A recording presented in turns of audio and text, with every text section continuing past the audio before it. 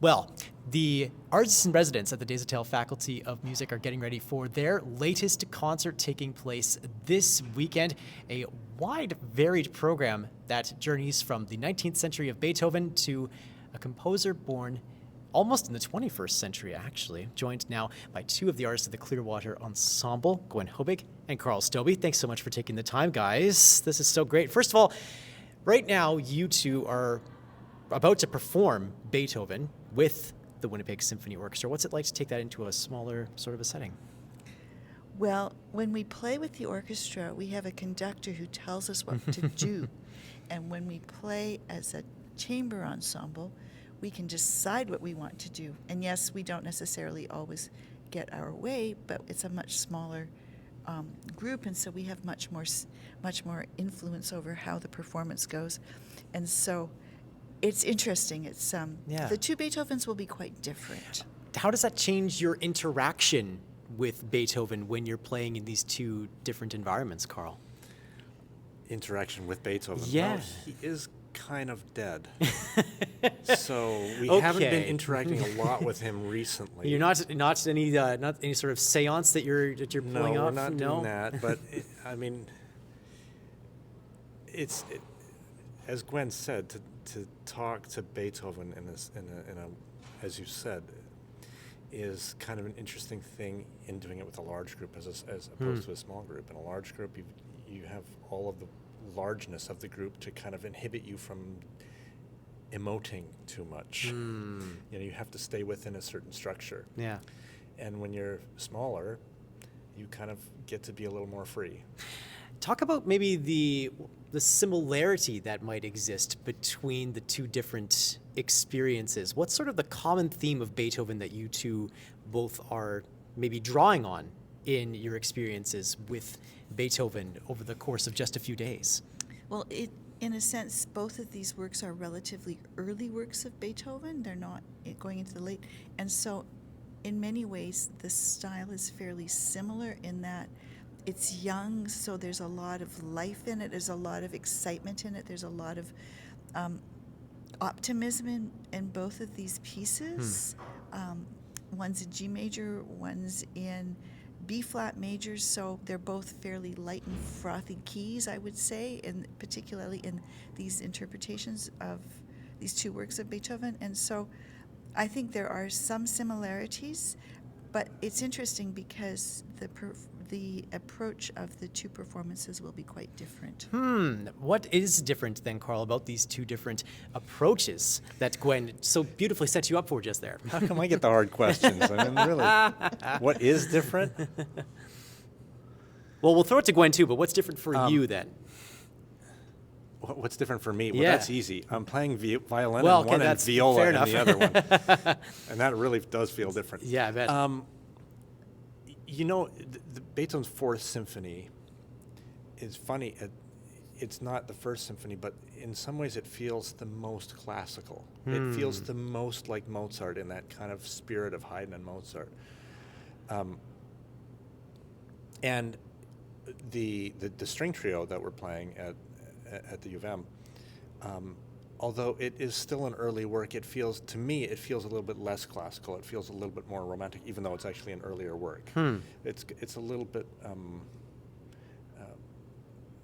Well, the slow movement. Yeah, the slow movement is more romantic. It's it's darker, and it feels. I mean, I wouldn't say it feels later. It just feels like it's sort of later in spirit. Musically later. Sure. Maybe a bit more of know. an experience, sort of a soul that's lived in the world a little bit. Well, he's faking it well, at least. Oh, that's true. Okay, Yeah. fair enough. Fair enough. Well, even that's kind of a different sort of Yeah. approach to pretend that you're a bit more world-weary than maybe you actually are. That's an affect in and of itself. Yeah, I mean, it would be hard to say that string trio is world weary at all. It isn't. It's still It's a E light major and in that slow yeah, movement. it's It's E light and beautiful and upbeat, but it does feel more romantic. I see. Okay, well then, since he got the hard question, now you get it back to yourself here, Gwen. How is the approach different when you're playing Beethoven's Fourth versus the string quartet that you're about to share? Well, it's going back to the slow movement, I think the two slow movements are so totally different, and I think that's probably the biggest difference in the piece, is that the symphony is in E flat major, which is a very special key for Beethoven, but so is E major, which is the trio, and as Karl said, the trio is much more lyrical, much more romantic. The symphony is very help me out here. What's the word I'm looking for? It's not warm and romantic the way the trio is. It's lighthearted and funny and jokey, and I think it's. As I said earlier, I think it's so kind of light Mozart. I mean, there's a little bit of magic flute or something in it, and even though both of the last movements are really virtuosic things for the violin, and have a lot of notes in them. Yeah. There's still something about the symphony that has this incredible Mozart, sort of late Mozart lightness, Figaro or magic flute or something. Okay, so then that's the Beethoven part of the Clearwater Ensemble's program this weekend. There's also this other work that comes nearly 200 years later. What can you tell us about the other piece that's on your program? Well, it's beautiful. It's really serene and lovely.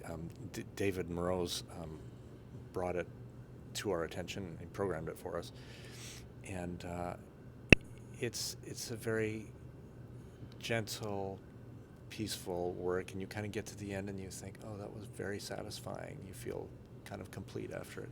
Very lovely. Not a virtuosic note in it really at all. Just everything is tasteful and beautiful, and has this this element of belonging within whatever texture it is that she's got. Even though it doesn't belong in a harmonic sense, or at least in a sort of 18th or 19th century harmonic sense, but still the notes seem to go together really well.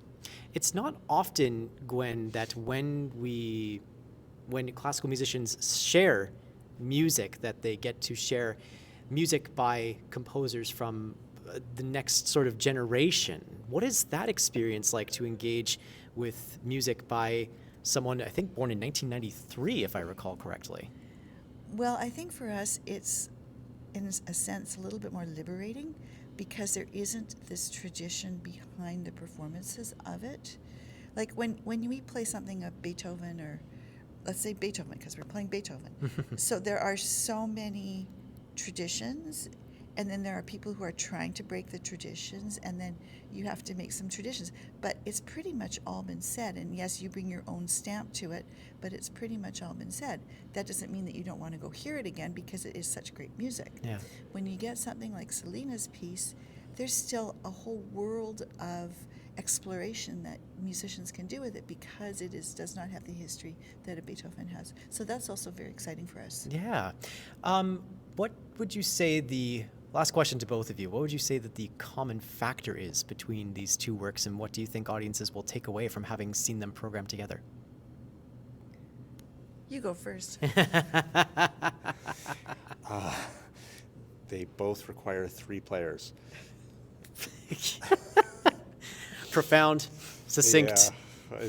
Do I have to say more? I'll say something else. How do they belong together, and what will audiences take away from them? I think that they're both really intimate.